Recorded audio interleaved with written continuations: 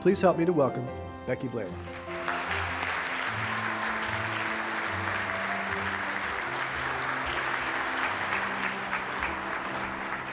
Thank you, Ken, and thank you for giving me the opportunity to be here tonight, to be with such an awesome group of people, and certainly to recognize 40 of the best and brightest people in the state of Georgia. Incredible honor. And looking at these 40 people that are being honored, I was so happy in particular to see that half of the honorees are women. You go, girls. That's great.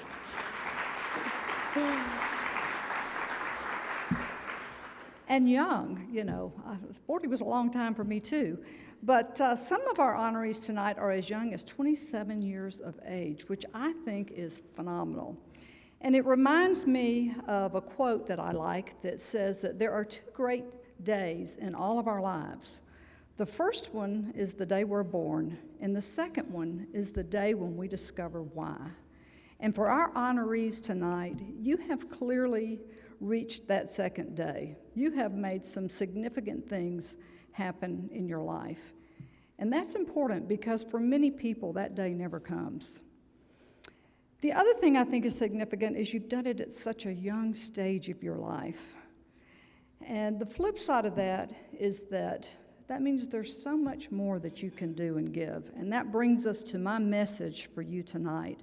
And that is, what's next? I hope that what will happen is that tonight this award will just be a mile marker for you on your journey for making much bigger things happen in this state, because we need your leadership.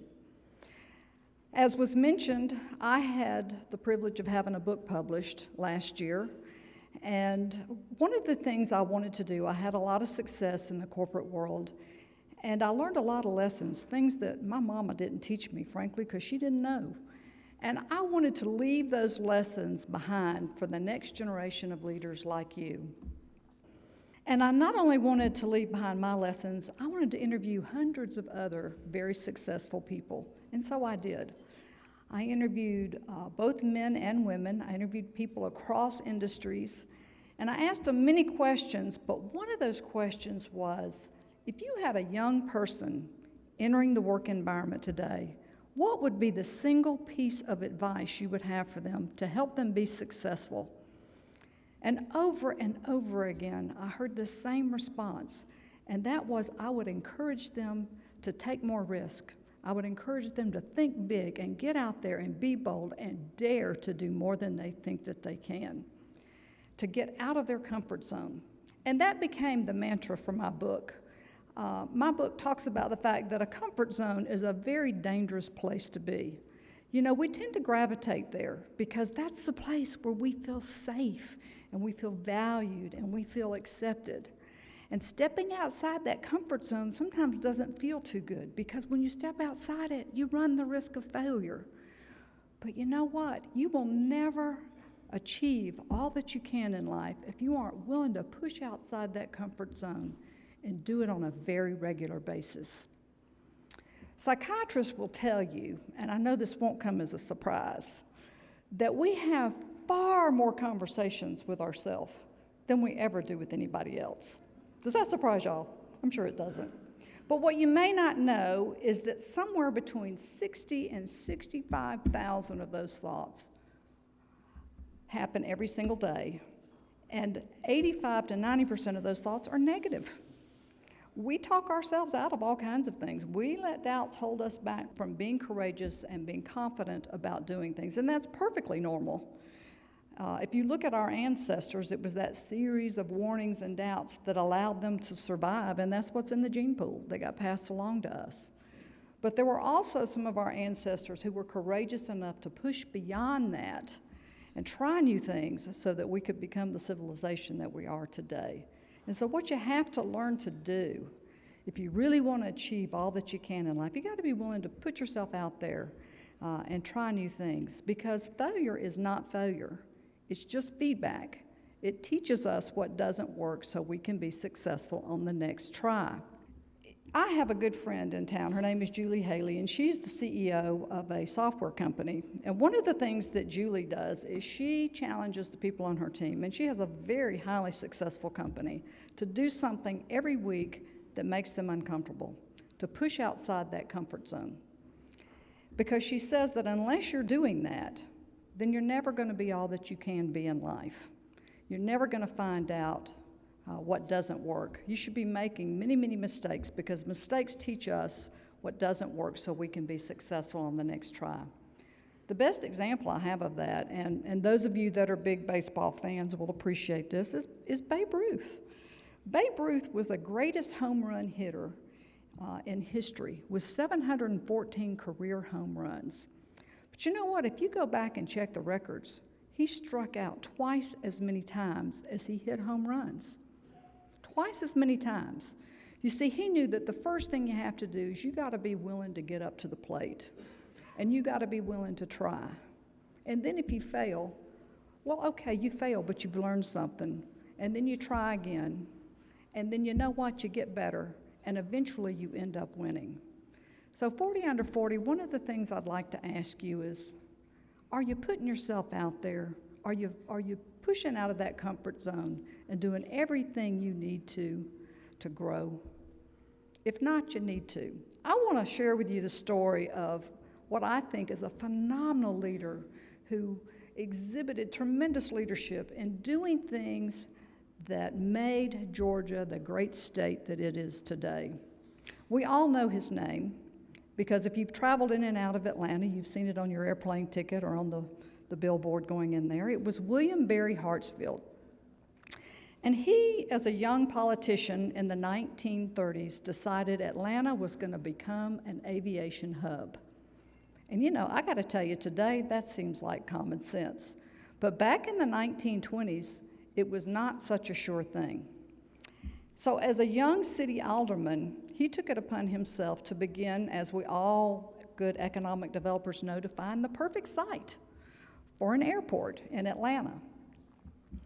And at the time he was doing this, there were two other cities, Charlotte, North Carolina, and Birmingham, Alabama, who said that they were going to be the aviation hub of the Southeast.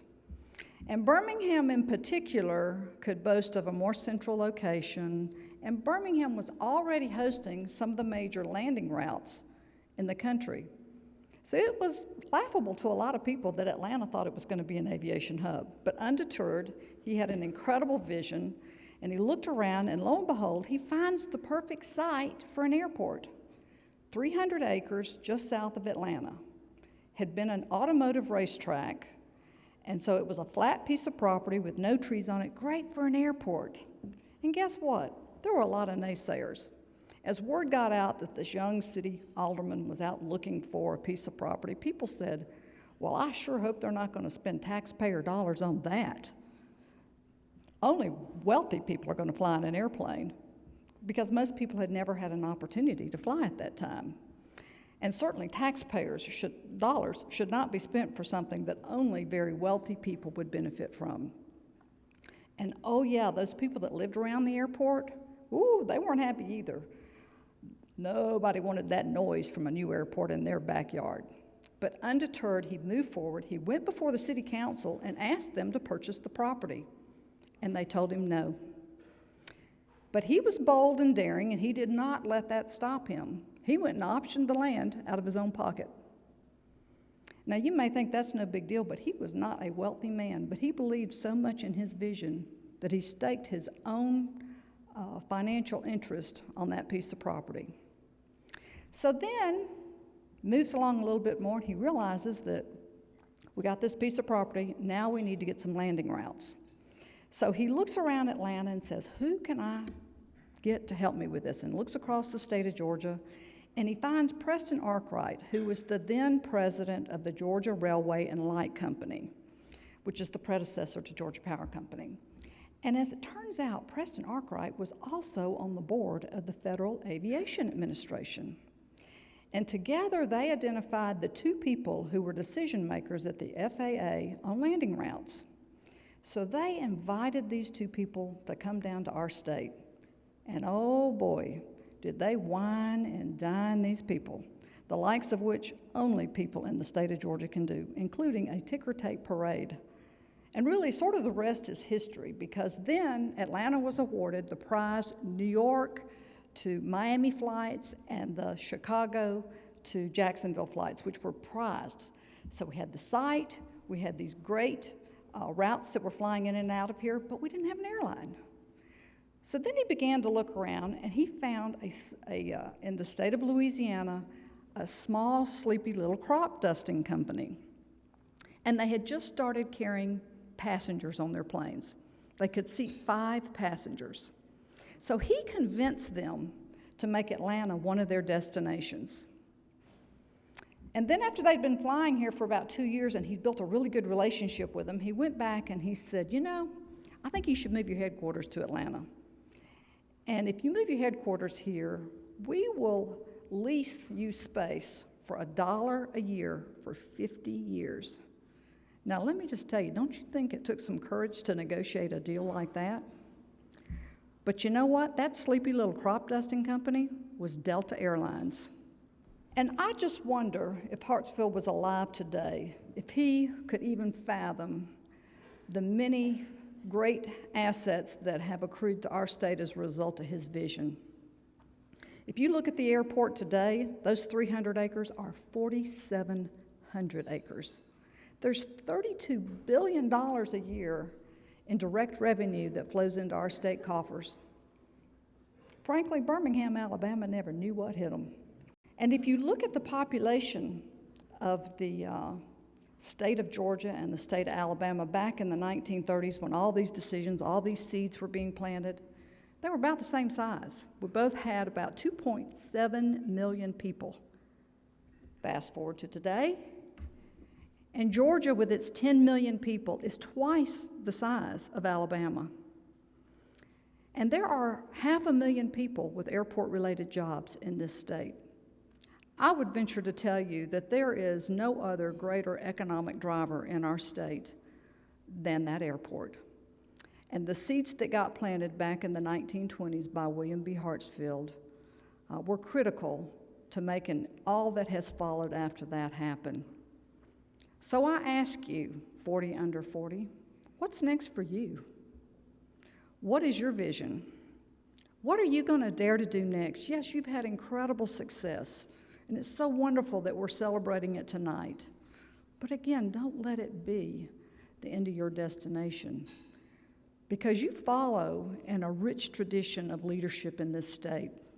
I think about the great role models we have. I think about Martin Luther King, who was the head of the civil rights movement. And you only have to look at what's happening in Missouri to be so grateful for the courage and the things that he did. He even gave his life for that movement. And then I think about Billy Payne and Andrew Young, who brought the 1996 Olympic Games to our state. They worked in conjunction with many people across our state to make that happen. And you only have to look to Centennial Olympic Park as just one thing to see what a great difference that made for Georgia. I think about Zell Miller, who fought hard to legalize the lottery, and the many young people who have benefited from that to go on and get a college education, and the fact that it has raised the academic standard of our secondary institutions so phenomenally. Betty Siegel, who was the first female president of a state institution in Georgia, and she inherited what had been a sleepy little 2-year junior college. And I can remember Betty putting it on track and saying it was going to be a major institution. And we heard tonight the great things that are now happening. What Betty did and what these other leaders did that came before you, I've been around long enough to remember when they talked about doing these things, when they were ideas, and people laughed at them. People said, oh, there's no way the Olympics is coming to Georgia. Probably some of you remember hearing that too. But you know what? What leaders do is they have a great vision, and they are so bought into that vision that they boldly and daringly put themselves out there, and they go for it on a regular basis. So what's next for you? What great challenges will you take on next? Because for all of Georgia's wonderfulness, for the fact that we have our great airport, what's the next great thing we need to be bringing, like the airport? We got to be working on that now if we're going to stay the great state we are. And then there are the challenges we have. Georgia is number one in the country in children living in poverty. We all know that our educational system, pre-K through 12, is not what it needs to be. We're at the bottom of the nation. We are at the epicenter of the human slave and sex trade in the country. And 1 in 3 women will be victims of domestic violence in this state. If this is going to change, it's going to be because you make it change. You are 40 bright, brilliant young leaders. And we need a new generation of leaders to step up the plate and push and shove and get out of your comfort zone and do what it takes to make great things happen. 40, under 40, what now? What's next for you? I want to leave you with a quote. It's one of my favorites. It's by an anthropologist, one of the greatest anthropologists from the last century, Margaret Mead, who said, "It is amazing what a smart and committed group of individuals, small, smart, committed group of individuals can do to change the world. In fact, it's the only thing that ever has." So 40 under 40, step up to the plate. Be willing to stretch outside your comfort zone and do what it takes to move this state forward. If not you, then who? I dare you. Thank you.